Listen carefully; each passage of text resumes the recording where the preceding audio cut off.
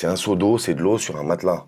Elle n'a pas dormi je tiens quand même à le signaler, elle n'a pas dormi le soir dans un matelas mouillé. Parce que maintenant, c'est transgenre, qui est en tendance et qui est à la mode. Je pense qu'il y a d'autres sujets à mettre en avant. Tu nous dis que justement, t'as perdu la garde du coup de tes enfants. Alors, je l'ai pas perdu, hein. C'est... Non. Elle a récupéré ses dents. Elle a récupéré, ok. La garde, elle était tombée enceinte? Non, je pense pas qu'elle était tombée enceinte. D'ailleurs, ses ex après ont dit que c'était faux, que c'était juste voilà, une histoire un moyen de pression. Ouais, pas un moyen de pression. Plus du buzz carrément.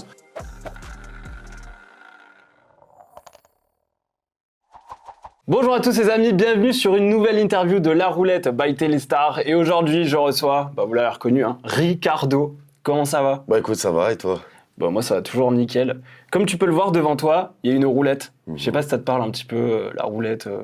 À Vegas, j'ai déjà tâté un peu, mais j'ai jamais été gagnant. C'est vrai, jamais gagnant? J'espère que tu le seras aujourd'hui. Enfin, j'espère pour toi en tout cas, parce que la roulette, elle est pas là pour faire joli, tu te doutes bien. Il y a un concept. La roulette, c'est très simple. Si à un moment donné, pendant l'interview, il y a une question, voilà, tu la sens pas, t'as pas envie d'y répondre, c'est ton échappatoire. Tu vas pouvoir dire, ok, je veux pas répondre, j'actionne la roulette. À ce moment-là, comme tu dis, au petit bonheur, à la chance, soit tu tombes sur une case rouge. Okay. Et à ce moment-là, coup de bol, ça veut dire qu'on skippe la question, t'as gagné, on passe à autre chose. Par contre, si tu tombes sur une case noire, là, c'est pas de chance. Et à ce moment-là, je vais te poser une question encore plus dure que la question que tu as essayé d'esquiver. Ok. Et si tu tombes sur la case verte, parce que oui, il y a une case verte, si tu tombes dessus, alors là, c'est vraiment beaucoup de chance. C'est toi qui vas avoir le droit de me poser une question. Et je serai obligé d'y répondre, genre, franchement. Ok. Donc voilà, évidemment, tu as l'équipe qui pourra t'aider, et ça, si jamais tu es en panne d'inspi. Mais déjà, faut tomber dessus. Mais c'est déjà arrivé qu'on tombe dessus. Ok. Donc tout n'est pas impossible dans la roulette, les amis. On commence. T'es prêt? C'est parti. Allez, c'est parti. Du coup, la dernière fois qu'on t'a vu en télé, ça date un petit peu quand même, on va pas se mentir. Ça va, 4 ans. 4 ans, c'était dans Les Marseillais contre le reste du monde. C'est ça. Et du coup, qu'est-ce qui s'est passé dans ta vie depuis? C'est vrai que ça fait quand même 4 ans, donc il a dû se passer quand même des choses. Et est-ce que tu voudrais refaire de la télé? Ça te manque ou pas?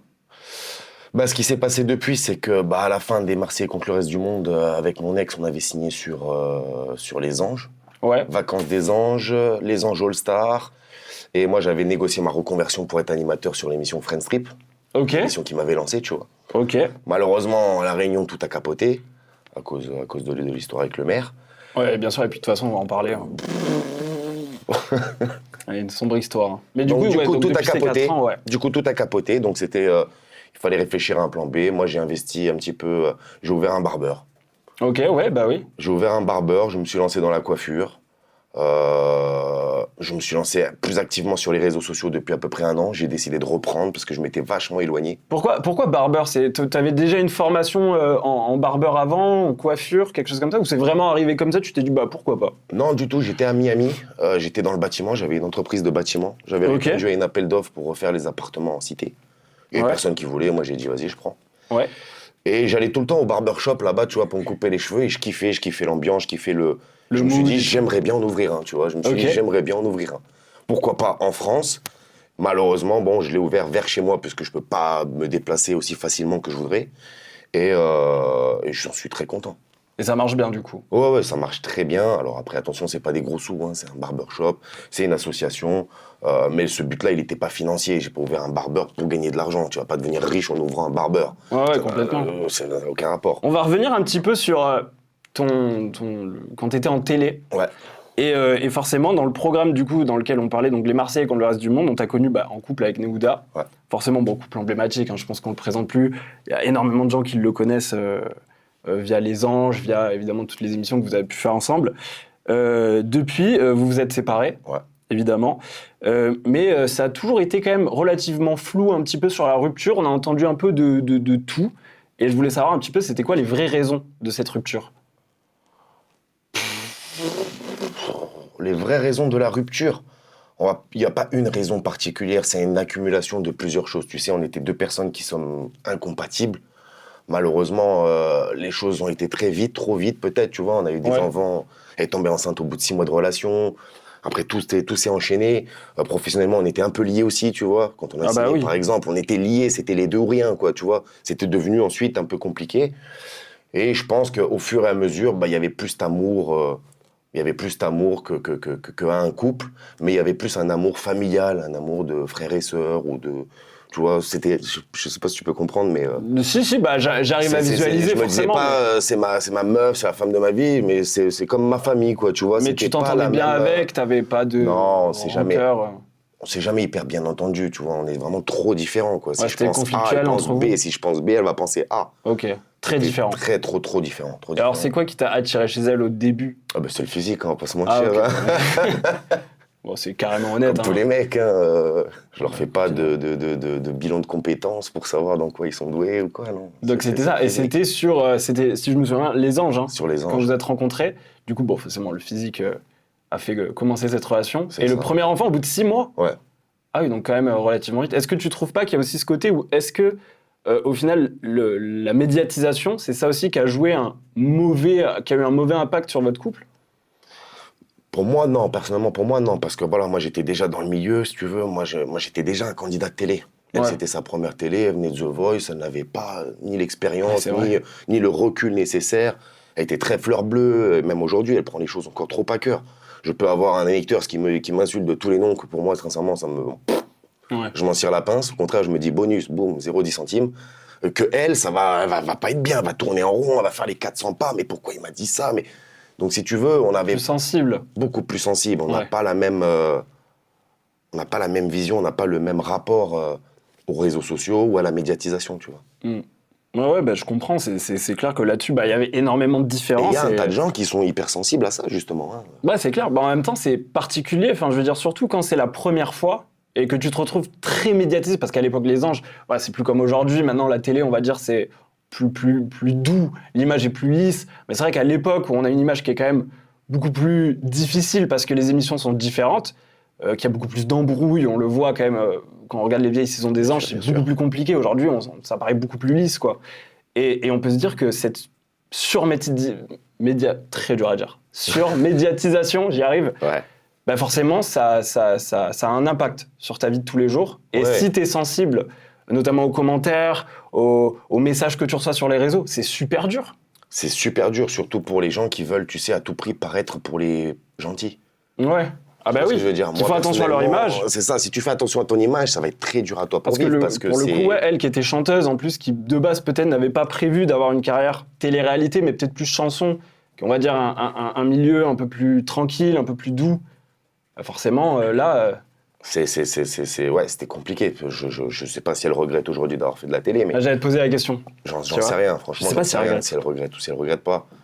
Je pense que vu l'expérience qu'on a vécue, tu peux pas regretter.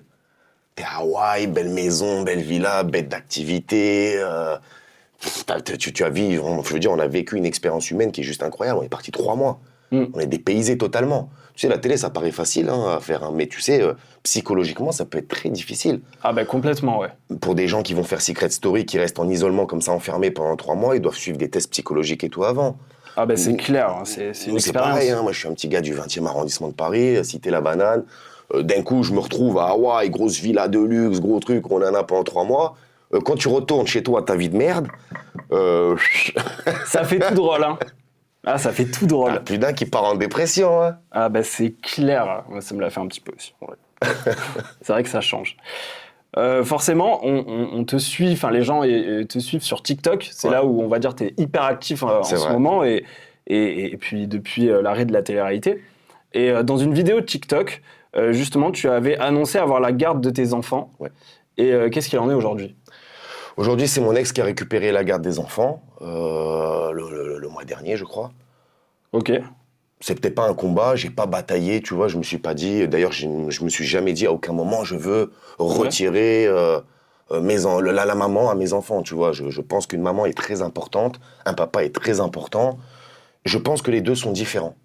Et ça, je pense que mon ex l'a enfin compris que le rôle d'une maman, c'est pas le rôle d'un papa.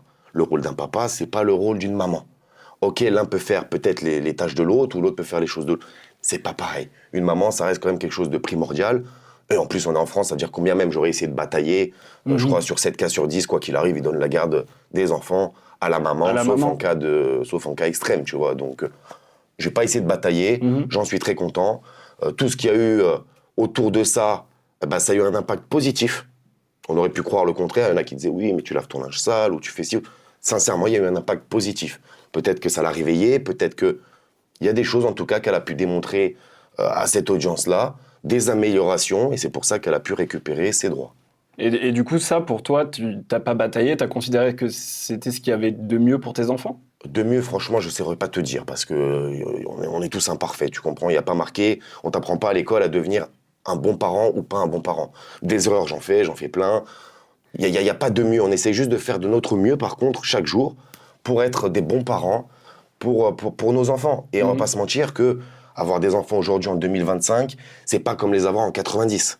Ouais. Aujourd'hui, c'est une angoisse. Le harcèlement scolaire, il a plus que triplé ces dernières années. C'est surtout qu'on en parle. À l'époque, il n'y avait pas de mots pour ça. Peut-être qu'il n'y avait pas de mots, peut-être qu'on n'en parlait pas, ou peut-être qu'il y avait aussi beaucoup moins de harcèlement scolaire. Tu vois ce que je veux dire? C'est possible. Moi, sincèrement, je parle des fois avec des jeunes qui me disent « Ouais, moi, le collège, c'était la pire période de ma vie. » Moi, c'était ma meilleure période. J'étais en sport-études, Ouais. Je veux dire, chacun après va avoir une expérience différente, bien sûr. Mais là, aujourd'hui, la majorité des gens, la majorité des cas, et avec les réseaux sociaux en plus, quand tu regardes sur Internet ce qui se passe, c'est de pire en pire. Et c'est une angoisse permanente. Moi, mes parents, par exemple, ils m'ont très vite habitué à être autonome. Aller à l'école tout seul, revenir de l'école tout seul. Moi, jamais je laisserai ma fille aller à l'école toute seule.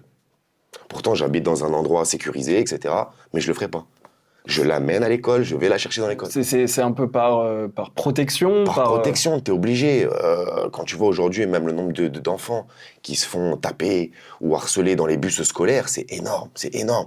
L'année dernière, il y a 10 jeunes de moins de 12 ans qui se sont foutus en l'air à cause du cyberharcèlement, harcèlement scolaire. C'est énorme. Ouais. Ça, c'est pour le coup, on en parle. Enfin, les médias prennent vachement, je trouve, la parole par rapport à ça, par rapport au harcèlement. Il y a énormément d'influenceurs aussi qui le combattent, qui en parlent, qui proposent des aides. Ça, c'est hyper important. Toi, t'as déjà vécu du harcèlement à l'école? Moi, j'en ai pas vécu. Je me sens chanceux de ne pas en avoir vécu. Je t'ai dit, le collège, c'était une de mes meilleures périodes, quoi. Franchement, si je pouvais la revivre, je la revivrais, quoi. T'étais comment, toi, à cette époque-là? T'étais quel genre d'enfant? Moi, j'étais en sport-études à Thiers dans le 94, foot. À la base, je suis rentré en sport-études, j'étais en 5e SECPA. Donc, j'étais chez les turbulents et chez les moins doués. Et avec le sport, ils ont réussi à me capter, ils ont réussi à me faire changer. D'ailleurs, cet établissement m'a totalement changé, hein. J'aurais pu finir totalement différemment si j'avais pas été là-bas, tu vois. Ouais. Je suis passé du coup en général premier de classe, carrément j'ai eu un bac S, enfin je veux dire, wow. Bac S, ok. Ouais, j'étais en 5e SECPA. Ouais, il y a beaucoup de gens qui pourraient se dire, on n'aurait jamais parié, bac S quand tu pars de là où tu partais, ça paraît fou.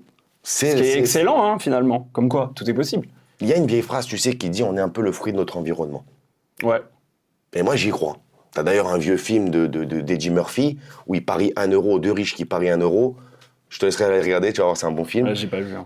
Et à la fin, la morale de ce film, c'est qu'on est vraiment le fruit de notre environnement.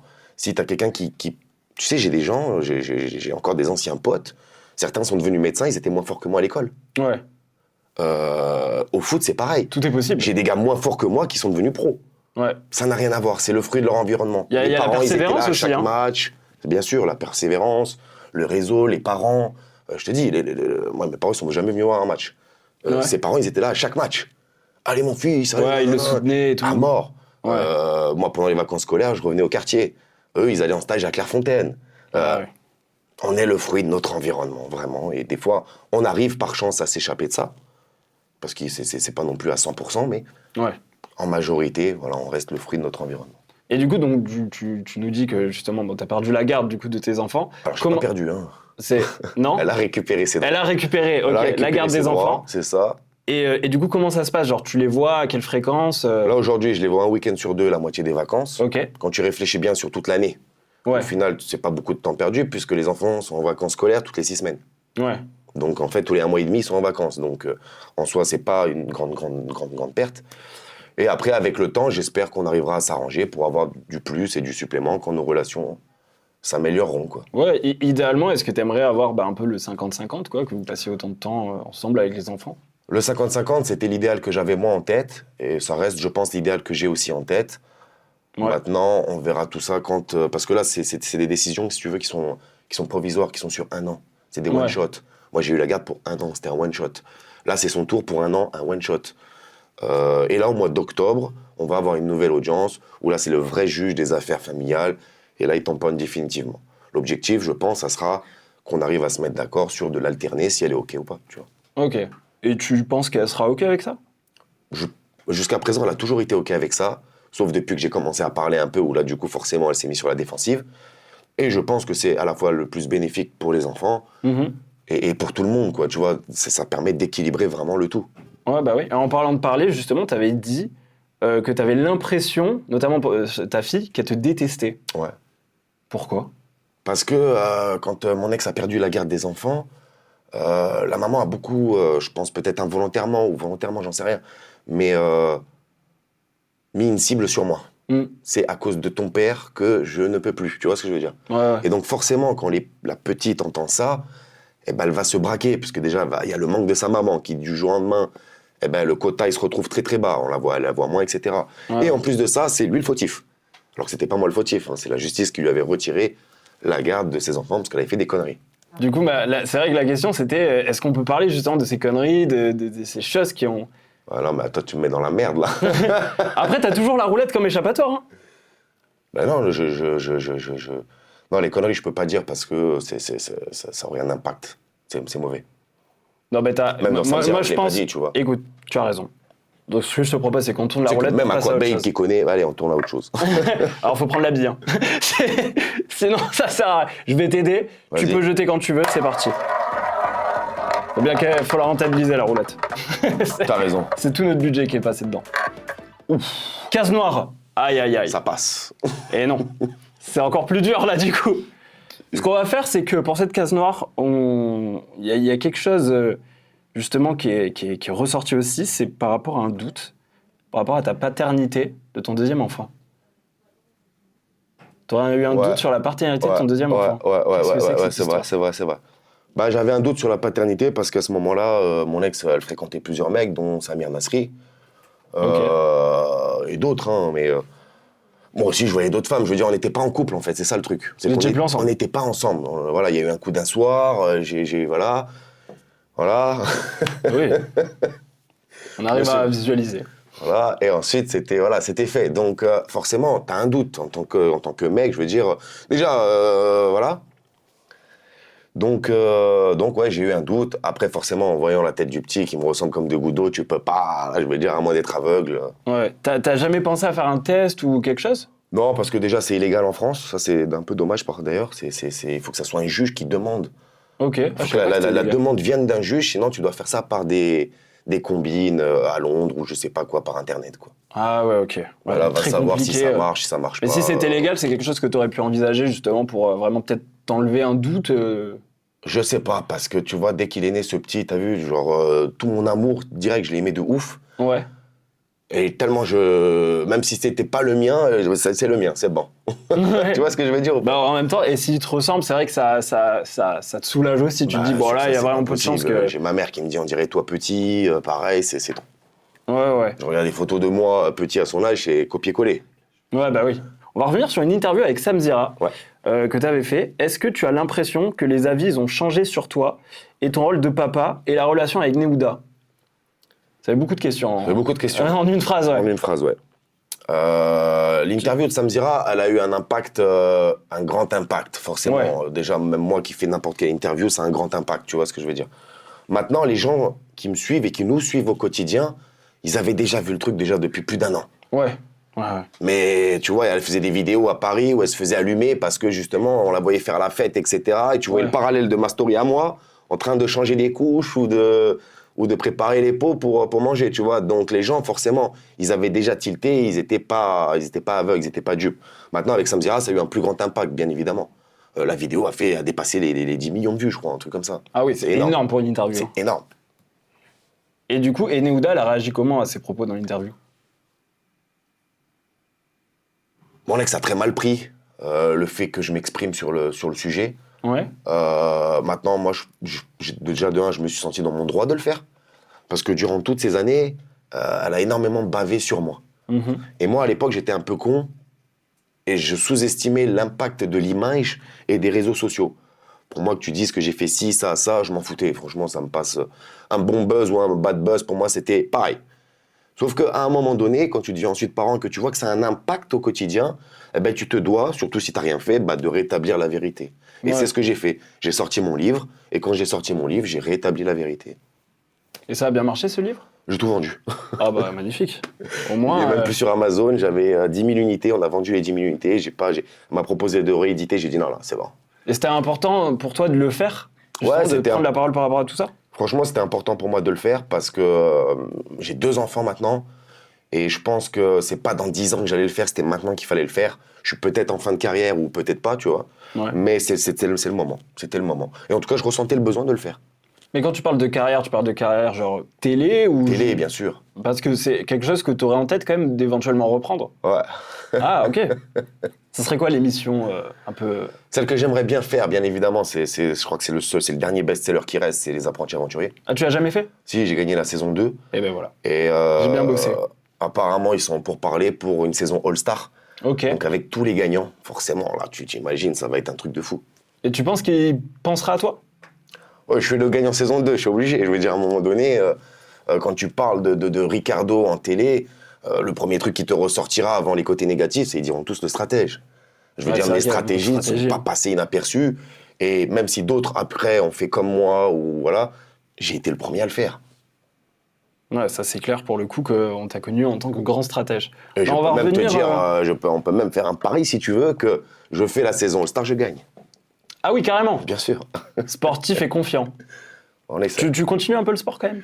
Le sport, non, j'ai un peu négligé. C'est vrai que depuis peu, je reprends parce que il se peut que j'ai un tournage au mois de juillet, donc pas envie d'arriver joufflu comme là. Ouais. Ah, donc ça repart quand même en télé? Ouais. Ok. Bon à savoir. Juillet? Juillet. W9? Paramount. Pas W9? T'as dit quoi, Paramount? Paramount, ouais. On va enquêter.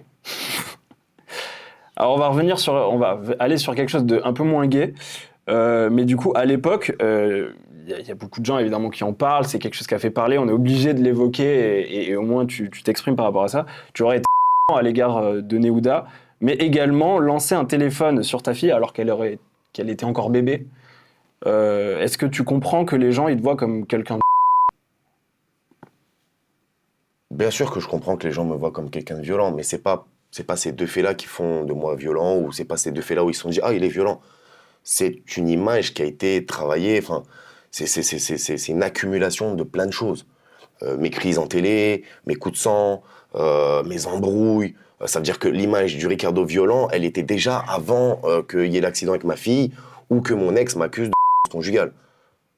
C'est la seule d'ailleurs de toutes mes ex qui m'a accusé de violence conjugale. Hein. J'en ai aucune qui m'a accusé de violence conjugale. Mais parce que ces faits-là, ils sont vrais ou faux? Ces faits-là, ils sont totalement faux. Premièrement, quand elle a porté plainte contre moi, elle a perdu. Et c'est elle qui s'est retrouvée poursuivie par le procureur de la République. Donc, C'était pourquoi? Par manque de preuves ou c'est pour quelle raison c'est pas allé plus loin? bah, c'est simple, c'est que moi je chantais le loup, si tu veux. Mon ex à l'époque, elle me menaçait beaucoup de ça. En plus, on était en période Covid, il y a tout qui passait à la télé en mode tolérance zéro. Pendant le Covid, les femmes vous battues, viviez ensemble ouais, ok. oui. Tout le temps.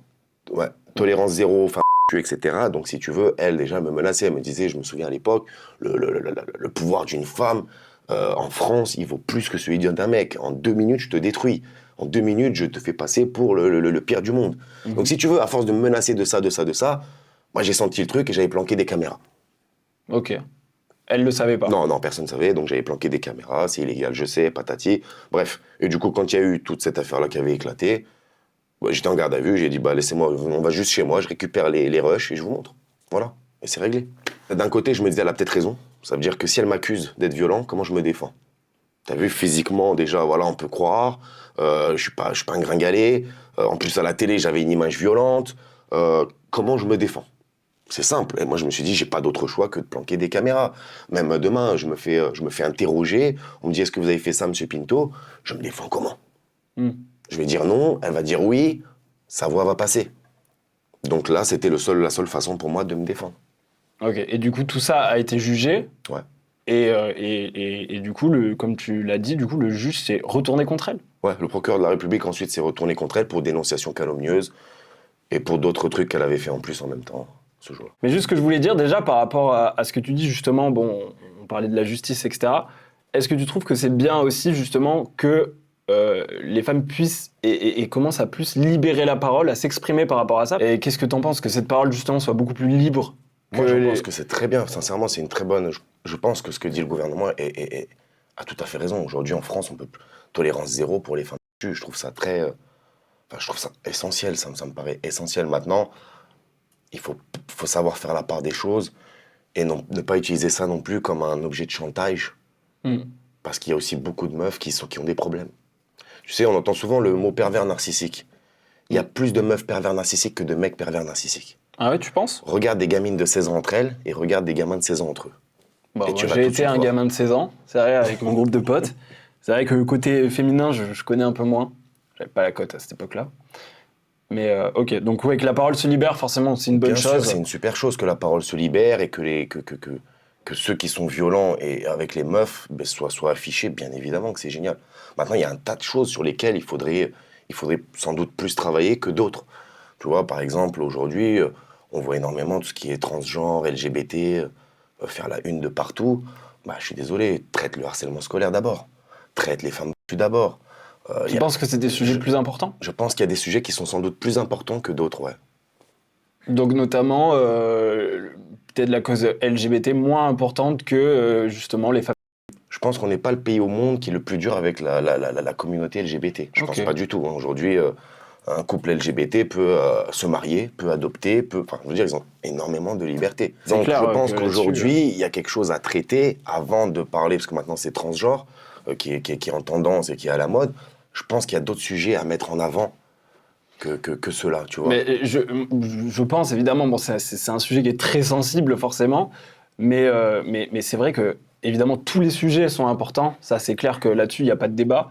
Maintenant, c'est vrai qu'il y a des sujets qui émergent, comme notamment, c'est vrai que, par exemple, pour la cause trans, c'est vrai qu'à l'époque, c'est presque comme si ça n'existait pas.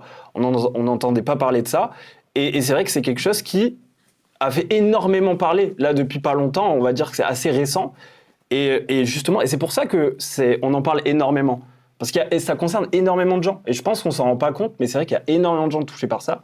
Et l'actu traite de ça parce que ces gens-là s'expriment, en parlent et veulent se défendre parce qu'ils ont subi des harcèlements qu'on n'a même pas idée. Bien sûr, mais comme je te dis, il y a des sujets pour moi, ils sont importants ceux-là, mais il y a des sujets qui sont plus importants que ça. Tu vois, tout ça, ça me fait penser à genre, on devient de plus en plus libre. Ouais. Ok. Ah bah il y a cette liberté d'expression qui est devenue... Voilà, j'ai rien contre ça. Par contre, on est dans un pays où la loi te dit qu'une jeune fille de 15 ans a le droit de coucher avec un adulte si elle est consentante. Bah, moi, ça me dérange. Je trouve qu'on est sur un espèce de désaccord qui est totalement incohérent. D'un côté, on est à fond sur la liberté, et de l'autre côté, une enfant de 15 ans peut coucher avec un adulte si elle est consentante. Allô ? Moi, j'ai une petite fille, et je te jure, je vois pas ma petite fille à 15 ans. À 15 ans, j'étais un gamin. À 15 ans, j'étais un gamin. Je vois pas les meufs de mon âge à l'époque, de ma classe, en quoi. Soit si elles ont retapé, elles sont encore en troisième, sinon elles sont en seconde. Aller coucher avec un adulte si elles sont consentantes. Mais c'est quoi cette loi ? Je veux bien la liberté, tout ça, il n'y a pas de problème. Mais il faut pas que ça soit poussé non plus trop à l'extrême. Déjà, à cause des réseaux sociaux, je trouve que tout ce qui est sexualité est vachement poussé à mort. J'étais à Basique en train de m'entraîner à la salle de sport. J'ai une nana qui vient me voir, elle me dit « Ouais, tu me fais combien une pub ?» 17 ans, la fille, elle a. Je lui dis « Ouais, t'as pas les moyens, arrête tes conneries, tu veux une photo ?» Elle me dit « Non, je suis sérieuse, je veux que tu me fasses une pub pour mon mime. » Je dis, pour son mime ? Ouais. Je lui dis « Hein ?» Je pense pas que ça soit légal d'avoir un mime à 17 ans. Déjà de 1, donc sûrement qu'elle a dû mettre 19 ou 20 ans comme elles font toutes. Et ensuite, je lui ai dit « Non, mais ça, t'as pas les moyens de toute façon. » Elle me montre, la fille, elle s'est fait 35 000 € le mois dernier. Je lui ai dit « Bon. Donc tu imagines toute cette... Après, il ne faut pas s'étonner que des filles de 17 ans se retrouvent sur cette plateforme-là. Mais après, quand la sexualité, tu l'ouvres autant. Ouais. Je pense aussi la faute à ces plateformes-là qui doivent absolument modérer l'entrée de personnes mineures. C'est complètement, ça ne devrait pas être toléré et pas possible. Si elle a réussi à le faire, c'est qu'il y a des failles dans ce système-là et c'est pas normal. Comme la fille de Sarkozy qui fait des lives. Je veux dire, il y a des failles dans le système de toute façon. Ah oui, et bon je là, trouve c'était ça encore, vraiment... là, c'était fou. Je veux dire, nous, on a été enfants aussi. Je suis rentré en boîte de nuit, j'étais pas majeur. Je veux dire, c'est normal que les enfants essayent de faire des choses que seuls les adultes peuvent faire maintenant. Braver l'interdit, quoi. Braver l'interdit. Maintenant, si on leur met dans la tête que tout ça, c'est normal, Ben, je pense que c'est ça qui est pas bien. Et je pense que c'est un peu cette forme de rébellion qu'on a quand on est enfant, de se dire ça j'ai pas le droit, et ben on va voir si j'ai vraiment pas le droit et de tout faire pour avoir ce qu'on n'a pas. Ou ceux auxquels normalement on n'a pas accès. Bon, on commence un petit peu à s'égarer, on va revenir un petit peu dans la télé-réalité justement parce que t'as été très dur en tournage en général et pourtant tu estimes ne pas avoir harcelé. Ouais.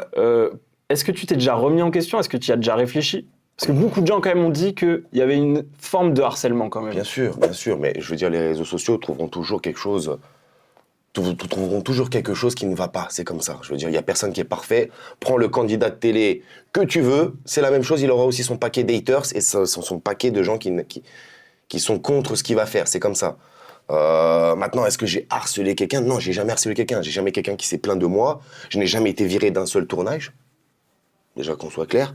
Ma carrière, elle s'est pas terminée par hasard, par magie ou parce que j'avais fait une connerie. Elle s'est terminée à cause de cette affaire à La Réunion, mais j'y étais pour rien, ça a été classé sans suite d'ailleurs, tu vois. Et je pense qu'à l'époque, c'est là où était mon erreur, c'est de ne pas m'être défendu. Quand une Aurélie Preston disait « Ricardo m'a fait ci ou m'a fait ça », moi je laissais faire, je disais rien. Parce que je m'en foutais. Bon buzz, mauvais buzz, c'est moi que tu voyais, aujourd'hui tu vas sur YouTube, tu tapes les Anges 8, le titre des épisodes c'est Ricardo. Donc moi à partir de là, j'étais hyper content, j'avais un taux de diffusion image qui était 60% supérieur à la plupart des candidats, donc vraiment j'avais pas à me plaindre, quoi, tu vois. Parce que forcément, là, je rebondis par exemple à quelque chose qui s'est passé. Il y a eu cette histoire avec un seau d'urine. Là, ça te parle quand je dis ça, forcément. Est-ce que déjà cette histoire, elle est vraie? Parce que pour rappeler les faits, tu avais justement jeté un seau, alors d'eau, d'urine, au final, ça tu vas nous dire.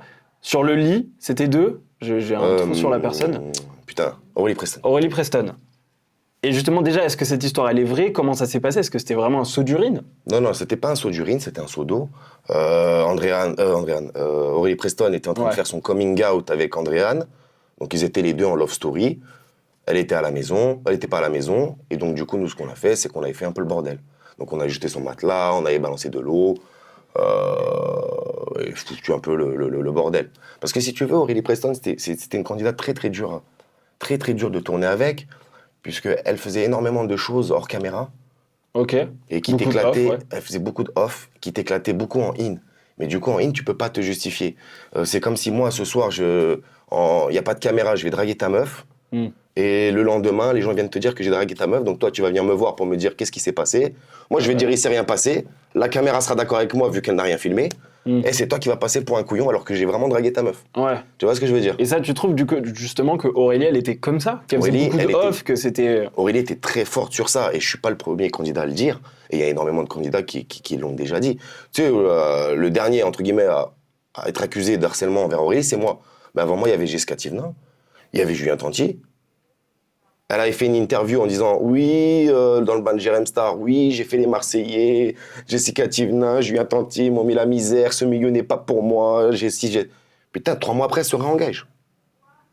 Tu sais, à un moment donné, si quelque chose n'est pas fait pour toi, ne le fais pas. Si je me sens mal quelque part, je n'y retourne pas. Ça me paraît logique. Maintenant, c'est là où elle était beaucoup plus forte que certains d'entre nous, c'est qu'elle a compris la différence entre la télé-réalité et les réseaux sociaux. Tu peux être en télé-réalité invisible, et du coup éclater de ouf sur les réseaux sociaux. Ça me fait penser à Adil Rami. Tu vois, Coupe du Monde, le gars, on l'a jamais vu, mais sur les réseaux sociaux, on voyait que lui. Très fort. Mais pour en revenir un petit peu à ce seau d'eau, justement, est-ce que c'était pas déjà un peu trop aussi? C'est un seau d'eau, c'est de l'eau sur un matelas. Elle n'a pas dormi je tiens quand même à le signaler, elle n'a pas dormi le soir dans un matelas mouillé. On est parti lui acheter un matelas au Nolulu, à Ikea, on lui a remis des draps propres. C'était une séquence de vidéos qu'on tourne. Je te rappelle qu'on n'est pas en vacances quand on est là-bas. Donc c'était vraiment pour le divertissement. Je travaille, je suis intermittent du spectacle, j'ai un salaire, je suis payé pour être là-bas, je suis pas là pour... Je suis pas payé pour être en train de bronzer, quoi, tu vois ce que je veux dire? Ouais, complètement. Donc parfois on fait le con, on est des jeunes, on a 21 ans, on fait les cons. Et si aujourd'hui la télé-réalité a sombré, entre guillemets, a coulé, c'est à cause de cette restriction et cette perte d'authenticité. Aujourd'hui, les gens ne peuvent plus, entre guillemets, faire ce qu'ils veulent. Ils sont obligés de respecter certaines lignes, certains codes. Parce qu'ils savent leur image. Ils font attention à leur image. Parce qu'ils savent que maintenant, derrière, va en découler leur business. Avant, nous, il n'y avait pas de business derrière. Tu faisais un programme pour vivre une aventure humaine. Tu faisais pas un programme pour derrière faire des placements ou des ci ou des ça. C'était moins conscient, quoi. On se sentait comme des stars, on allait en booking en boîte de nuit, on était payé 5000 balles la date, c'était rempli de personnes, Voilà, c'était plus ça notre truc à l'époque. Après, ça a changé. Et en même temps que ça a changé, bah, les attentes des gens ont aussi changé. Les haters qui n'aimaient pas ou qui étaient choqués de ce genre de scène ont eu gain de cause. Aujourd'hui, la télé-réalité est en train de se terminer. Mais voilà, il n'y a plus grand divertissement aujourd'hui. Aujourd'hui, tu allumes la télé, t'as quoi? T'as que des chaînes d'infos qui te proposent des informations négatives dans la tête. Aujourd'hui, nouvel truc en Russie. Aujourd'hui, il n'y a rien qui te divertit en vrai. Mais moi, je trouve que les plateformes viennent justement peut-être aussi sauver ce que là, la télé-réalité peut être un naufrage, entre guillemets, maintenant, parce que c'est vrai qu'on a vu, les audiences sont en baisse constante. Ça remonte un petit peu. La saison de l'île de la Tentation a cartonné. Cette année a cartonné. La Villa des Cœurs Brisés marche très bien aussi. Les Apprentis, bon, c'est un petit peu baissé, mais ça reste un bon programme. Les Apprentis, je pense pas qu'elle soit morte, la télé-réalité. Non, je dis pas qu'elle est morte. Ensuite, la Villa a pris pourquoi et l'île de la vérité, de la Tentation. Et l'île de la Tentation a pris aussi pourquoi, parce que TPMP s'est arrêté aussi. Il faut aussi, tu vois, remettre un peu les choses dans le truc. T'as plus de 1,5 million, 2 millions de téléspectateurs chaque soir qui, du coup, se dispatchent sur les autres chaînes. Je sais pas si tu comprends ce que je veux dire. Donc, t'as quand même le best-seller, le TGV de la TNT qui a disparu. Oui, forcément, ça s'est dispatché. T'as Énergie 12 qui a disparu aussi. Ouais. Donc, tout s'est dispatché, forcément que les autres vont faire un peu mieux. Quotidien doit faire certainement un peu mieux, et la télé-réalité doit faire certainement l'audience, un peu comme mieux. tu dis, serait partie ailleurs, du coup, forcément. Il y aurait encore TPMP que les audiences seraient les mêmes, un peu catastrophiques, tu vois. Maintenant, ils sont rentables, je crois, à 200 000 d'audience. Donc, pour eux, ça leur suffit. Mais tu vois, je rebondis à ce que tu disais, notamment, tu parlais de Néouda qui était très fleur bleue. Et là, quand on parlait d'Aurélie Presson, est-ce qu'au final, elle serait pas un peu comme Néouda, je parle bien d'Aurélie, et qu'elle serait pas un peu fleur bleue finalement? Pour moi, quelqu'un qui est fleur bleue, c'est quelqu'un qui a une absence totale de vice. Ouais. Vraiment, c'est quelqu'un qui est hyper naïf, et qui n'a aucun vice derrière. Aurélie Preston, je ne peux pas la mettre dans cette catégorie-là. C'est quelqu'un qui est très intelligente, vraiment très intelligente. Et d'ailleurs, sur ces côtés-là, réseaux sociaux, etc., elle est même beaucoup plus forte que moi, je dois bien le reconnaître. Hein. Il suffit qu'elle dise un truc que tout le monde la croit. Je veux dire, sans quoi que ce soit, tout le monde va la croire. Donc, non, pas du tout. Aucun rapport entre les deux. C'est comme aujourd'hui, c'est ces histoires de sectes, là, ou de religions un peu bizarres, là, dans les hôtels, les réunions, des délivrances, des nanana. Ah, c'est bon. Elle s'est reconvertie en tant que pasteur. Oui, bien sûr. Moi, tu sais, j'ai rien contre la religion et je trouve ça même hyper positif. Je pense que toutes les religions ont un but positif, c'est de faire évoluer l'être humain à devenir une meilleure version de soi-même. Maintenant, je trouve que passer d'un extrême à l'autre, c'est trop facile. Et oui, d'accord, dans toutes les religions, le pardon, c'est important, il faut pardonner. Mais je trouve ça pareil trop facile. Demain, je vais aller tuer quelqu'un et ensuite je vais me dire, allez, pardon, et je deviens pasteur. Je veux dire, ça me paraît trop... C'est trop. Et puis en faire tout ce cinéma-là, c'est pareil pour moi. Ça me dérange pas, mais c'est gênant, ça me gêne. Ça me gêne. Tu penses que ça allait trop loin? Je pense elle pousse vraiment loin le vice de ce truc-là, je ne sais pas dans quel objectif. Je pense même que ça peut être un peu dénigrant pour sa vraie religion ou la vraie organisation qu'elle fait. Je trouve que c'est trop, c'est du cinéma. Parce que justement, là, elle a parlé par rapport à toi, justement, parce qu'elle a dit dans Docteur Lolo qu'elle priait pour toi et pour tes enfants tous les jours. Ouais, non, j'ai pas besoin de ses prières, elle peut les garder pour elle. Je vis très bien, et si tu sais, si un jour on devait faire, par exemple, définir qui est une meilleure personne que l'autre, je te garantis que je fais beaucoup plus de bien autour de moi qu'elle fait du bien autour d'elle. Je te garantis.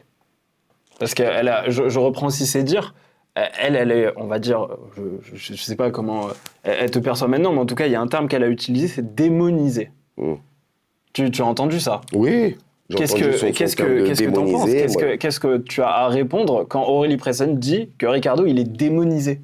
Tous ceux qui vont être en désaccord sur ce qu'elle fait vont être démonisés forcément. Donc ça me paraît un peu trop facile de dire ça. Tu vois, ça me paraît... c'est comme à un moment donné, je dis qu'elle fait des confessions. Et là, et elle dit dans l'interview, les confessions, c'est chez les chrétiens.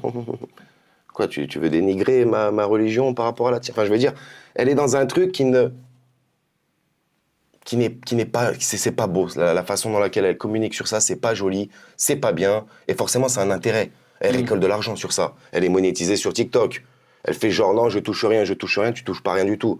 Ensuite, ça me paraît encore une fois, comme je t'ai dit, trop facile. Tu passes de junkie à pasteur, de narcos à pasteur, de lesbien à pasteur. Ton corps, tu l'as totalement tout refait dedans. Mais bon, c'est la création de Dieu. Mais bon, toi, on te pardonne, vas-y. C'est pas un bon exemple. Je le dis, c'est pas pour moi un bon exemple. Pour sa propre religion à elle, hein. Sincèrement, je serais le boss de son groupe, je dirais... Viens, il n'y a pas de problème, juste, voilà, tu vas pas commencer à communiquer. Parce que si elle l'avait fait, tu penses, sans en parler, qu'elle a fait vraiment pour elle, qu'elle communiquerait pas dessus, à ce moment-là, ça la rendrait peut-être plus légitime, selon toi, à ce qu'elle fait, elle le fait vraiment. Totalement, je trouve que c'est le cinéma qu'elle fait, qui est de trop et qui décrédibilise totalement son idée ou sa nouvelle philosophie. On est très content pour elle si ça va mieux et que ça lui fait du bien. Maintenant, d'en faire tout un cinéma, je trouve ça gênant. Ça aurait été une autre religion, tout le monde serait scandalisé. Ah, tu penses que le choix... Quand Maëva Guénam s'est convertie à l'islam ou les sœurs Ilmer, ça fait énormément parler. merci. Et là, pour l'autre qui rentre dans un groupe de prière d'hôtel, là, ça dérange personne et là, tout est... c'est pas juste. Après, il y a Aurélie Preston, il y a Maëva Guénam quand même qui a une audience et qui était beaucoup plus médiatisée à ce moment-là quand elle a fait justement, quand elle a changé de religion. Je pense qu'il y a aussi ça qui a joué aussi dans le fait que les gens en parlent, évidemment. Bien sûr, maintenant, Maëva Guénam, c'est pas filmé dans la rue avec des banderoles, avec des gars qui sont en transe. Elle a pas filmé les coulisses dans une mosquée de comment les gars se lavent les pieds ou comment... Tu vois ce que je veux dire? Il y a une certaine pudeur et un certain respect à avoir dans toutes les religions. Et filmer des gens en transe dans des chambres. Imagine, t'es client de l'hôtel, tu descends en bas chercher un bout de pain, tu ouvres la porte, tu tombes sur une bande de gens en pleine... je sais plus comment on appelle ça, une ascension ou une délivrance. J'aurais pas le terme, mais je vois ce que tu veux dire. En train de gueuler, puis avec Jérém Star en plus, c'est pareil, c'est des millions de vues. Mais en tout cas, le plus important aussi, c'est que ça aille mieux pour elle. Parce que c'est vrai qu'elle a vécu quand même des choses pas faciles. Donc on va quand même espérer au moins que ça va mieux, et si ça peut l'aider, tant mieux. On revient un petit peu quand même sur Aurélie Preston, comme ça après on arrête. Mais en tout cas, il y a évidemment des propos qui ont fait énormément réagir. Notamment quand elle a tenté de mettre fin à ses jours, il y a quelques années. Est-ce que tu as eu des remords quant à la relation que vous aviez eue? Oh non, parce que si je devais avoir des remords sur ces tentatives de suicide, soi-disant filmées, etc., dans ce cas-là, il y en a un paquet de personnes qui peuvent avoir des remords. Maintenant, moi, dans la vraie vie, je n'ai jamais rien fait. On allait boire des verres ensemble à la bibliothèque François Mitterrand, elle me racontait ses magouilles, c'est ci, c'est ça. Donc vous entendiez bien en dehors de la télé? En dehors de la télé, on s'entendait très bien. Hein. Les gens, quand ils regardent Les Anges 8, ils sont restés focus sur ce qu'elle a dit. Une semaine avant le matelas, on était à Tokyo, ça se passait super bien. Ok, parce que ça, pour le coup, c'est un peu j'ai envie de dire, c'est un peu ce qu'il y a de flou et ce que les gens ne comprennent pas, c'est que justement, évidemment, beaucoup de gens restent bloqués à des images qui vont souvent revenir, notamment, on va dire, les rumeurs par rapport à du harcèlement qu'Aurélie Preston aurait vécu pendant les tournages, etc. C'est vrai que tu faisais partie des gens, on va dire, un petit peu sur la liste, des gens qui posent problème, tu vois, et qui derrière vont harceler Aurélie, qui faisait partie des gens qui l'ont emmenée jusqu'à ce qu'elle en arrive à faire une tentative de suicide. Je sais qu'elle prenait beaucoup de substances illégales. Est-ce que ça y joue pas? Tu sais, des gens qui prennent des stupes comme elle, quand ils en prennent, ils sont happy. Quand ils en prennent pas, ils sont dans un down, laisse tomber, quoi. Donc à un moment donné, déjà, je pense que le vrai responsable de son mal-être, ça se trouvait surtout dans la consommation de stupéfiants qu'elle faisait. C'est tout, hein. Déjà, on va commencer par là. Hein. Quelqu'un qui est normal, n'a pas des hauts et des bas comme ça, des envies de... À part s'il y a une maladie. Ouais, bon, maintenant, elle a toujours les meilleures excuses du monde. Un coup, elle est malade, un coup, elle a ci, un coup, elle est... Non, tu consommes des stupéfiants, ça va avec. Hein. Tu as ton boost d'énergie, tu en prends pas, t'es un légume et t'as des idées sombres, j'en sais rien, tu vois. Ensuite, c'est pas avec moi qu'elle a fait sa première télé. C'est pas moi qui l'ai surnommée Poussiflore. C'est pas moi qui en ai fait tout un... Voilà. Elle a fait le bain de Jérém Star juste après l'émission des Marseillais en disant Tanti, Jessica, j'ai des dérèglements hormonaux. Elle a à chaque fois toutes les pires trucs du monde. Bon, bref, et elle continuait. Bon, c'était moi le prochain. Et si c'était pas moi, ça aurait été qui? Tu vois, c'est ça la question que je me pose. Dans tous les cas, j'espère pour elle que ça va beaucoup mieux aujourd'hui, qu'elle a trouvé la voie sainte. Et surtout qu'elle a arrêté de consommer des stupéfiants. En tout cas, que sa santé aille mieux, que son moral aille mieux et que tout aille mieux. On souhaite ici, on est pour la paix, on est pour que tout le monde aille bien. Bien sûr. Et tu sais, moi, j'ai jamais balancé. Là, par exemple, j'ai attendu que ce soit elle qui dise pour les stupéfiants. Moi, à la base, j'ai pas balancé. T'étais au courant, mais bien sûr que j'étais au courant. Par respect aussi, on était dans les Anges. Elle avait un pot de pré-workout. Il n'y avait pas du pré-workout dedans. Hein. Ok. Un jour, je l'ai caché, son pot. Elle a fait un scandale dans la maison. Je peux te dire que c'était pas la même Aurélie Preston que tu voyais. Hein, Ok. quand il lui fallait son pré-workout. Ben justement, et je rebondis un petit peu sur ce que tu dis, parce qu'il y a évidemment eu beaucoup de gens qui ont parlé de notamment la drogue sur les tournages. Et justement, il y a eu l'arrêt des anges. Alors, je ne fais pas le rapprochement non plus trop rapidement, mais en tout cas, l'arrêt des anges aurait été lié au harcèlement. Est-ce que tu penses que c'est vrai ou pas? Parce que c'est quelque chose qu'on a entendu parler. Il y a une, notamment Angèle, etc., que tu connais, quand on parlait sur des plateaux télé et tout ça, qui apparemment, c'est ça qui aurait arrêté l'émission. Non, non, pas du tout, puisque comme je t'ai dit, on devait repartir en tournage, donc vraiment, ça n'a aucun rapport. Ensuite, oui, tu as des candidats qui ont commencé, et c'est là que ça a commencé à partir un peu en sucette, des candidats qui étaient frustrés de ne pas avoir assez de minutes d'antenne à la télé, ou d'être invisibles dans le programme, qui ont commencé à cracher sur les productions, cracher sur la télé, cracher sur tout. Il faut bien savoir une chose, c'est qu'on est tous des adultes. Ok, on n'est pas en colonie de vacances avec nos moniteurs et avec nos parents. Ça veut dire que le soir, c'est comme toi, tu travailles. Si le soir, en rentrant de ton travail, tu as envie de te mettre bleu, une mine à l'alcool, tu fais ce que tu veux. C'est pas la faute de ton employeur. Tant que le lendemain, tu es là à l'heure précise et que tu fais le taf qu'on te demande, tu fais ce que tu veux de ta vie privée. Hein. Des gens qui consomment des stupes, en plus, ce qui m'a vraiment attristé quand j'ai vu que tout retombait sur Énergie 12. Je crois que c'est la chaîne où il y en avait le moins. Ok. Qu'on se le dise, c'est la chaîne où il y avait le moins de ça, stupes. t'en parles par expérience. J'en parle par expérience, je suis un produit Énergie 12. J'ai fait cette émission là-bas, je veux dire, je suis un produit Énergie 12. Je connais les locaux par cœur. Quoi qu'il arrive, tu en as vu Oui, j'en ai vu. sur les tournages, Mais très rare, vraiment très rare. Sur 20 têtes, il devait y en avoir plus un. ailleurs. Mais j'en ai vu beaucoup plus ailleurs, bien sûr. Quelle est l'émission où t'en as vu le plus? Je suis bâtard si je dis ça. Oui. Non. Tu peux tourner la roulette. Roulette. Alors, on se la retourne. C'est parti.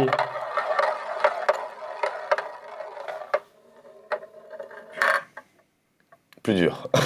Plus dur. Ça va être dur de faire plus dur que ça. Comment on peut faire?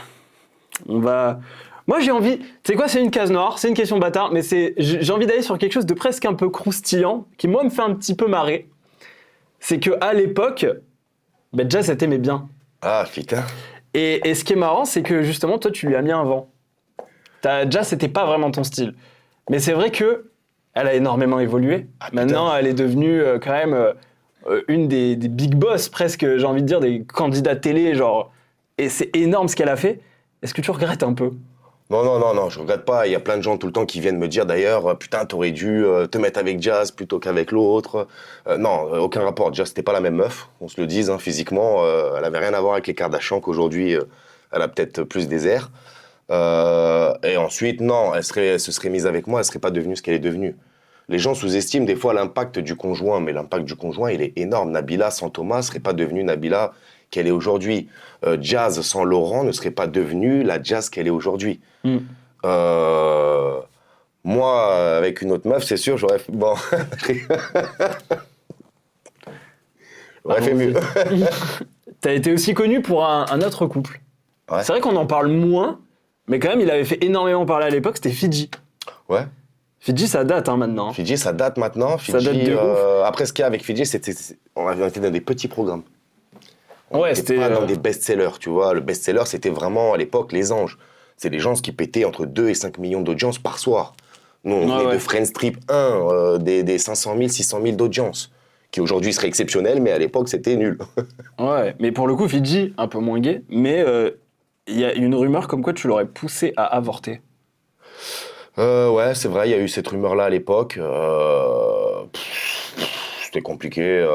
Elle était tombée enceinte? Non, je pense pas qu'elle était tombée enceinte. D'ailleurs, ses ex après ont dit que c'était faux, que c'était juste voilà, une histoire un moyen de pression. Ouais, pas un moyen de pression. Plus une du buzz, carrément. Ouais, mais c'était très compliqué cette période-là parce que j'avais quand même... j'étais en tournage et j'étais en couple avec. Donc en vrai, je suis un peu fautif. C'est-à-dire que j'étais en tournage, j'étais en couple avec et elle était chez ma mère. Ah oui, ok. Pendant que j'étais en tournage. C'est-à-dire que même moi, le dimanche, quand j'avais mon téléphone, mes parents m'appelaient, ma grand-mère m'appelait. Ricardo, fais pas n'importe quoi, la fille, elle est enceinte, elle est à la maison, déconne pas. Ah ouais, donc tes parents... Ouais, ils y ont cru aussi, tout le monde y a cru. Vraiment, c'était... quand elle avait fait le truc trop bien avec Jérém Star en plus, qui était au top. Est-ce que tu penses que c'était pour que tu reviennes? Je pense que non, je pense que c'était une histoire tellement grosse que c'était pour faire en sorte qu'elle puisse intervenir ou venir dans Les Anges 8. Ah, que c'était un moyen pour elle de... Ah ouais, ok. Donc, Moi, de si venir dans j'étais elle, en l'émission. tout cas, c'était l'objectif et c'est ce que j'aurais fait. Pas juste un buzz à la Jérém Star, mais vraiment, je pense en tout cas, la connaissant à l'époque, elle était comme moi, elle voulait tourner dans Les Anges, comme tout le monde, tu vois. Donc je pense que c'était plus un moyen de, hop, il y a un truc qui est en train de se passer en France alors qu'il y a le tournage en même temps, on fait venir Fidji qui annonce le truc, le ci, Et le elle ça. t'a jamais mis dans la confession qu'éventuellement cette histoire pourrait être fausse, que c'était pour venir. Moi, très sincèrement, j'y ai tellement jamais cru que quand on s'est retrouvés dans Les Apprentis Aventuriers quelques années plus tard, Tu lui as même pas posé la je lui ai question. même pas posé la question. Alors que quand même, c'était une énorme histoire. C'était une énorme histoire, mais voilà, moi, je veux dire, j'avais zéro protection tout le temps et jamais c'était arrivé, donc ça me paraissait genre vraiment bizarre, tu vois, donc... Ah bah après, il suffit de la fois où justement ça arrive, Ouais. et là, ça devient compliqué. Mais j'ai eu le doute à un moment donné, hein. Même Néouda, elle a eu le doute à un moment donné, elle m'a dit, tu devrais l'accompagner pour ou tu devrais... Et du coup, tu l'as jamais racontes forcé à... Tu lui Non, as jamais parlé bah non, d'avortement. moi j'ai appelé son père après à un moment donné. Je lui disais, mais pourquoi elle fait ça, pourquoi... Et son père me disait, je sais pas pourquoi elle fait ça, mais en gros, qui me faisait comprendre que c'était faux. Donc à partir de là, c'est bon. Mais moi, personne j'étais ne l'a rassuré. ouvertement... Enfin, personne ne l'a dit, finalement, Non. que c'était faux. Non. Donc, en fait, ça reste un petit peu Si, dans le flou, ses mais- ex d'après l'ont dit, je crois. Dylan Thierry, il avait dit. Son ex de Miami aussi l'avait dit. Je crois Kevin Gage aussi l'avait dit. Ok. Bon, ceux qui sont sortis avec elle après moi, quoi, ils ont tous dit Donc ça. elle aurait quand même fini par avouer à d'autres personnes qui, bah, du coup, te l'ont dit et t'ont dit, ouais, non, c'était faux. Ok. En tout cas, aujourd'hui, elle est devenue maman. Ouais, On lui souhaite beaucoup de bonheur. pareil, gros glow up aussi, ça. Oui, bah oui. Non, bah ça fait du bien aussi d'avoir un peu de positif. C'est vrai que bon, y a les rumeurs et tout ça, mais elle est devenue maman et elle a l'air très heureuse. Donc, Moi, tu sais, je suis hyper content de voir ceux avec qui j'ai commencé réussir. ouais. Tu sais, on était tous des Ça gamins. c'est bien. Ouais, franchement, je te le dis, on était tous des gamins. On avait tous qu'une seule envie, c'était le même rêve, c'était réussir. On avait tous l'objectif de faire Les Anges, par exemple, à l'époque, tu vois. Moi, j'ai réussi, peut-être pas ceux de mon groupe ou de ma session du départ, Ouais. mais je suis content que d'autres ont réussi à se reconvertir. Eddie Papéo, aujourd'hui, c'est un gros TikToker. Ouais. Julia Paradès a cartonné avec les mamans. Maman est célèbre. Les mamans est célèbre. Ouais, carrément. Fidji, elle est devenue influenceuse vraiment plus. Et mère et tout. Ouais, c'est- Maman, ouais. Et je voulais revenir justement sur les dernières vacances des anges où vous avez eu une altercation avec Néouda. Ça a été une histoire qui a fait parler énormément de monde, jusqu'à même Jean-Luc Mélenchon. Justement, cette altercation avec le maire de La Réunion. Alors moi, il y a un truc qui est très flou, c'est que j'ai entendu 1000 histoires différentes. Ouais. Est-ce que pour une fois, on peut dire ce qui s'est réellement passé? Oh, bien sûr, c'est très simple. On était le dimanche. Le lundi, le tournage commence. Donc, on était vraiment à quelques heures du début du tournage. Ouais, vous tournez C'est- le lendemain, c'est le dernier jour off. Ouais, Dernier effectivement, et le jour tournage est off, plus le lundi. Ouais. Là, vraiment, et puis c'est le départ, c'est le début de l'émission. Ça veut dire, on n'est pas en jour off, déjà, l'émission continue. Commencer. C'est vraiment le démarrage. Ouais. On est environ une dizaine de candidats dans le même hôtel. Après, les autres sont dispatchés ailleurs, mais on est environ une dizaine de candidats dans le même hôtel. L'hôtel, en plus, il est bondé. Et on est sur une île française. D'habitude, on part à l'étranger, les gens ne nous reconnaissent pas. Il n'y a pas de fuite, il n'y a pas de, Ouais. il y a pas de photos volées, il y a pas de, il y a un encadrement qui est voilà peut-être plus au point. Ouais. On est le dimanche, je suis en train de manger avec Néouda, son père et ma fille. Ok. Les autres candidats, pareil, juste à côté. Et on a une employée de la production qu'on appelle, nous, une nounou, Oui, bien qui sûr. s'occupe de nos moindres besoins, entre guillemets, pour pas qu'on se fasse griller en sortant dehors chercher une bouteille d'eau, quoi, tu vois. Ouais, carrément. Et elle, son travail et sa mission, une de ses missions, c'est que quand les gens nous prennent en photo, bah, c'est d'aller les voir et de leur dire si vous pouvez juste attendre le lendemain avant de les poster. Ouais, Puisque là, on est dimanche, on essaie de garder un peu de confidentialité pour le programme. bien sûr. Si vous pouvez juste attendre le lendemain pour la poster. Et donc, du coup, elle s'adresse à une table qui est une famille entière, quoi. Ils sont au moins une quinzaine. Ok. Et là, d'un coup, t'as un monsieur qui se lève, mais moi, ici, je suis chez moi, je fais ce que je veux, c'est pas toi qui vas m'apprendre. Et il commence à l'insulter un peu, Ouais, virulent, quoi. très virulent, tu vois, en créole et tout, je crois, un truc comme ça, tu vois. Ok. Mon ex, elle comprend. Elle va défendre la fille, parce que la fille se met à pleurer. Ah oui. Tu sais, c'est une petite fille, vraiment une blonde, un peu rasta. La meuf, je veux dire, le gars qui lui crie dessus, il faut vraiment avoir un pet au casque, quoi. La fille, c'est une peace and love, quoi. Donc, elle se met à pleurer. Mon ex décide d'aller aider cette fille. Elle va voir les gens, mais qu'est-ce que vous faites? Pourquoi vous en prenez à elle? Elle fait que son travail, Oui, bien nanana, sûr. on voulait la photo, on la prend, qu'est-ce qu'on s'en fout, nous, de ta photo? On te l'a fait, basta, tant mieux, si t'es content. Et là, pareil, ça commence à s'envenimer, ça commence à insulter Neouda et tout ça. Et là, d'un coup, t'as un gamin qui se lève et qui regarde Neouda et qui lui dit « Nous, ici, t'es chez nous, t'es sur notre île, on te... » Et là, il commence à aller vers elle comme s'il allait la taper. Et c'est à ce moment-là où, du coup, je suis intervenu. Ensuite, c'est parti en rixe générale.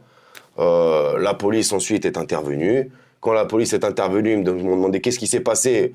Moi, je tourne le lendemain. J'ai aucun bleu, il n'y a rien, personne n'a aucun bleu, il n'y a rien du tout. C'était vraiment cool, quoi, tu vois. Tout a fini par se calmer, quoi. Tout a fini par se calmer. Les seuls qui n'étaient pas calmés, c'était ceux de l'autre côté, quoi, tu vois. La police, elle revient, je me dis, qu'est-ce qui se passe? Moi, je lui dis, écoute, il ne s'est rien passé, on s'est un peu pris la tête, mais c'est bon, tout est rentré dans l'ordre.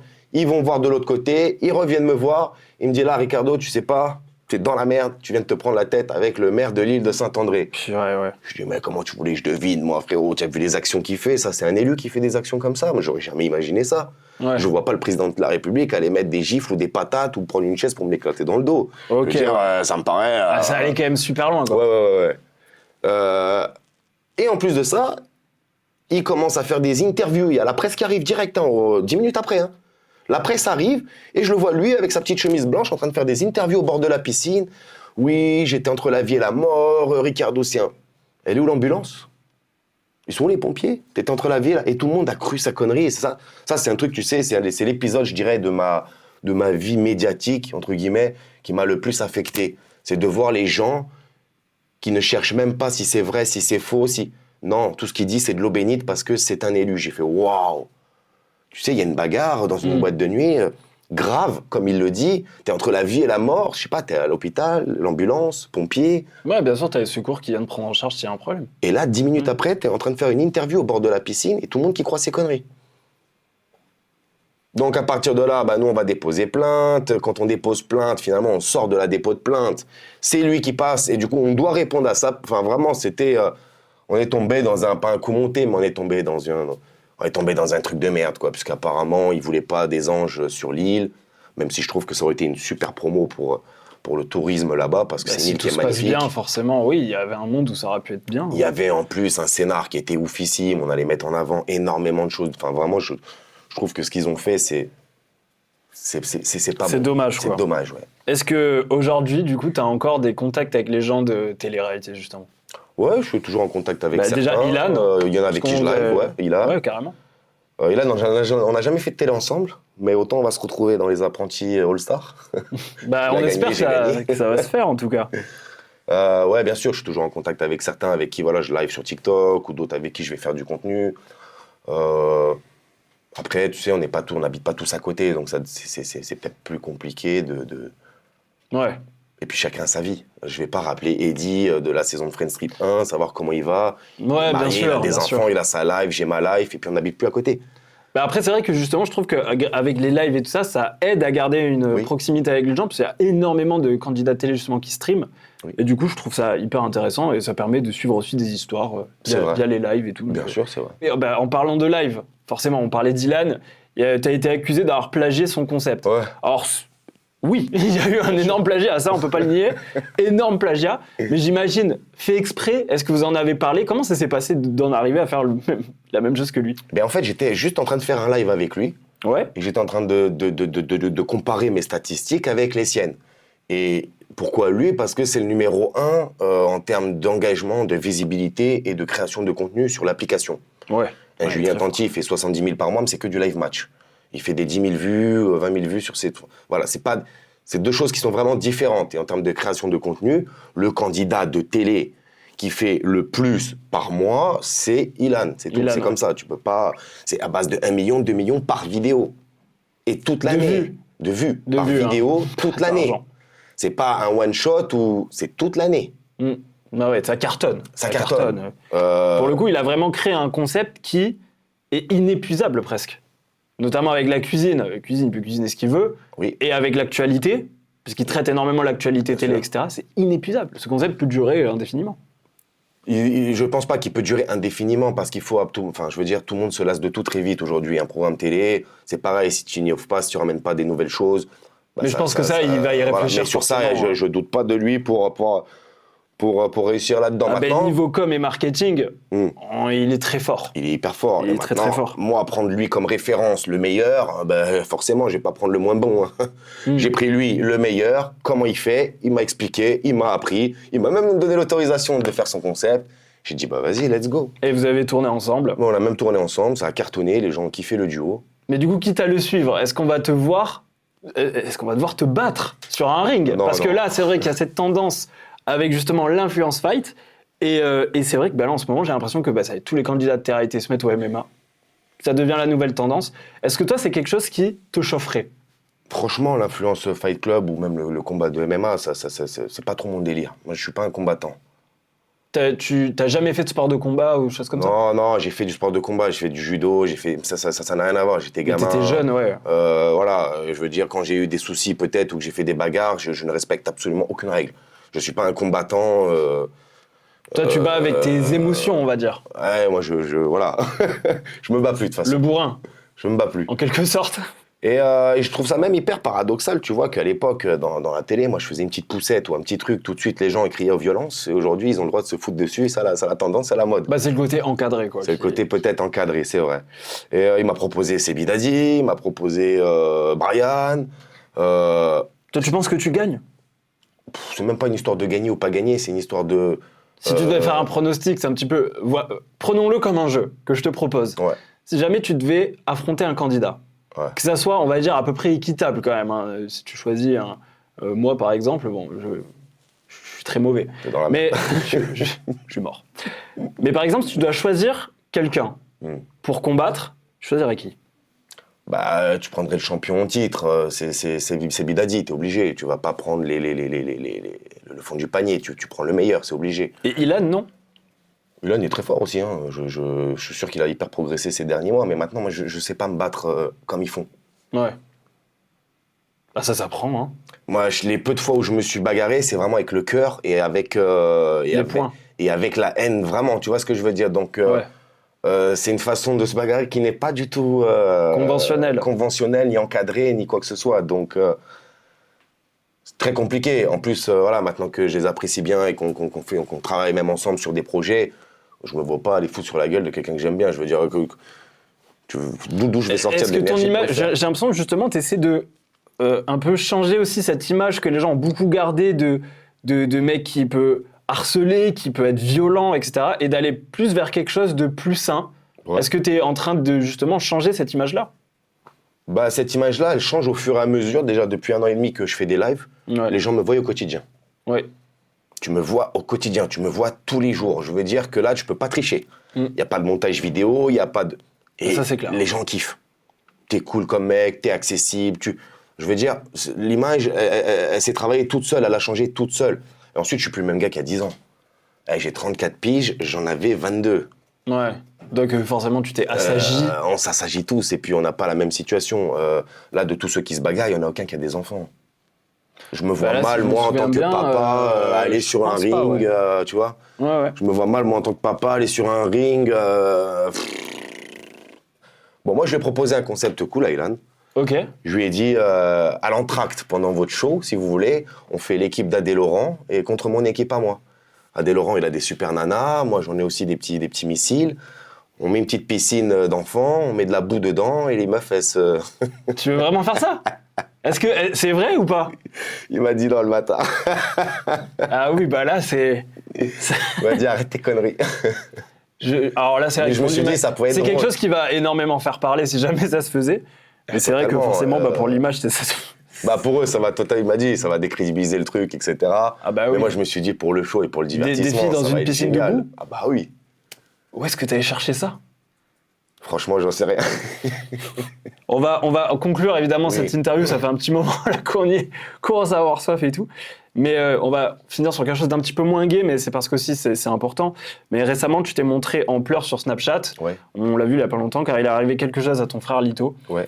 Et on voulait déjà savoir est-ce que ça va mieux et qu'est-ce qui s'est passé? Il va beaucoup mieux, mon frère. Il a chopé une maladie incurable qui est la maladie de Crohn. Donc maintenant, il se tape des cachets à vie. Il se tape des cachets à vie maintenant. Donc ça. Et puis moi, sur cette semaine-là, c'était une accumulation de vraiment plein de choses, quoi. Ah, j'avais vécu une semaine, là, celle-là, elle était intense, tu vois. Et donc, j'avais un peu craqué. J'avais fait une vidéo. Peut-être j'aurais dû ne pas le faire ou quoi, mais j'en sais rien. Je suis T'as arrivé à un réagi, stade où je ouais. partage beaucoup avec ma communauté. Donc, je me suis dit, pourquoi pas aussi partager. Bah, je montre toujours quand ça va bien. Pourquoi pas aussi montrer que je suis comme tout le monde et que moi aussi, je peux avoir une semaine qui peut être compliquée. Mm. Heureusement, bah voilà, il va mieux. Maintenant, il est sur traitement à vie et je trouve ça injuste et je trouve ça triste, tu vois. Ah bah forcément la maladie c'est Ouais, et il puis. y a toujours une part d'injustice, on aimerait que ça n'existe pas maintenant. Du coup, caché à vie, est-ce que justement, bah, j'imagine tu es en contact avec lui, Bah oui. comment lui il le vit, est-ce qu'il le vit, bon j'imagine que c'est quand même compliqué. Alors, chez nous, on a un problème dans la famille, c'est qu'on se plaint pas. On se dit que c'est la vie, on continue d'avancer. C'est pas tellement un problème, moi, je trouve ça plutôt bien. Non, non, c'est un problème de te taper une maladie à vie avec. Ah oui, ça, c'est un problème. Voilà, et c'est un problème de moi, pas pouvoir te Mais dire. il y a ce côté de toujours essayer de voir le positif. Oui, mais du coup, je saurais pas moi te dire comment lui vit ce truc-là, tu vois ce que je veux dire? Parce qu'il en Parce parle qu'il pas, me dira, parce qu'il me dira ça va. Ouais, Comment ça va? Il me dira tu ça te va. dis, il me dit pas vraiment ce qu'il ressent pour C'est de ça, vrai, quoi. il me dira pas ce qu'il ressent vraiment, déjà de un pour pas m'inquiéter, Ouais. ou que je me fasse, tu sais, ou que je me fasse du souci, et il dira toujours ça va. Ouais, c'est pour protéger T'inquiète, les c'est gens rien. qu'il aime. Il se tape une maladie à vie, il a des cachets matin, midi et soir à prendre toute sa vie, mais ça va. Je sais que ça va pas, tu peux pas me dire ça va, mais on n'inquiète pas les autres, tu vois, c'est comme moi, j'ai eu toutes ces galères, etc. À chaque fois, il me demandait comment ça va, t'inquiète, c'est rien. Est-ce que du coup, bah, tu aurais un mot de la fin pour conclure cette belle interview? Le petit mot de la fin, c'est que j'ai pas encore les 40 ans, il me reste 6 piges avant de les avoir, et j'en ai encore sous le pied. Donc on va se revoir très vite. Et en télé, Fortement, forcément. sur Paramount. Sur Prime Video, ouais. À Prime Video, du coup? Ouais, apparemment, sur Prime Video. Ah, c'est le même groupe? Ouais. Ok. Quand tu vas sur Paramount, mais bon, c'est des chaînes payantes. Ouais, Après, voilà, on sait jamais si Banijé fait la paix avec moi. bah, Attends, une affaire à reprenne. suivre. Hein. Affaire à suivre. En tout cas, merci beaucoup pour ce moment, cette interview. Évidemment, vous avez les réseaux de Ricardo qui s'affichent à l'écran et qui sont également disponibles en description. Donc, si vous voulez aller le suivre, bah, vous avez les liens, vous pouvez y aller. Et évidemment, n'oubliez pas de vous abonner, d'activer la cloche pour ne louper aucune des prochaines interviews qui arrivent. Et bien évidemment, le pouce bleu pour nous soutenir, ça fait toujours plaisir. Merci d'être venu. Bah, merci à toi. C'était top. Et on se retrouve très bientôt pour une nouvelle interview. Ciao, ciao. À bientôt.